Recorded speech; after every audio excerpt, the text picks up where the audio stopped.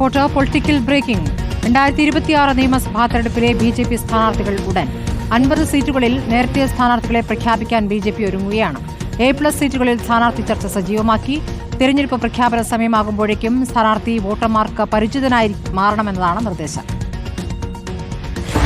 രാജീവ് ചന്ദ്രശേഖർ അധ്യക്ഷനായി സ്ഥാനമേറ്റെടുത്തതിന് പിന്നാലെയാണ് നിയമസഭാ തെരഞ്ഞെടുപ്പ് ലക്ഷ്യമിട്ട് BJPയുടെ പുതിയ സംസ്ഥാന നേതൃത്വം നിർണായക നീക്കം ആരംഭിച്ചത്.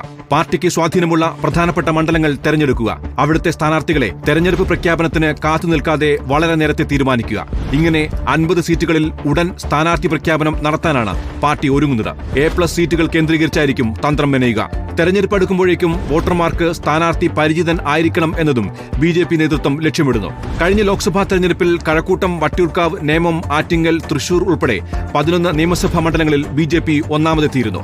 15% നിന്ന് 19.24% വോട്ട് വിഹിതം വർദ്ധിച്ചു. ഇതും പാർട്ടിയുടെ ആത്മവിശ്വാസം കൂട്ടുന്നു. ആഞ്ഞുപിടിച്ചാൽ വലിയ മുന്നേറ്റം ഉണ്ടാക്കാമെന്നാണ് BJPയുടെ കണക്കുകൂട്ടൽ. കേന്ദ്ര നേതൃത്വം നൽകിയ പൂർണ്ണ സ്വാതന്ത്ര്യമാണ് സംസ്ഥാന BJPക്ക് കരുത്താകുന്നത്. സ്ഥാനാർത്ഥികളെ മാസങ്ങൾക്ക് മുമ്പേ പ്രഖ്യാപിക്കാനുള്ള പുതിയ നേതൃത്വത്തിന്റെ തീരുമാനത്തോട് സംസ്ഥാന ഘടകത്തിലും ഏകസ്വരമാണ്. റിപ്പോർട്ടർ, ഡൽഹി.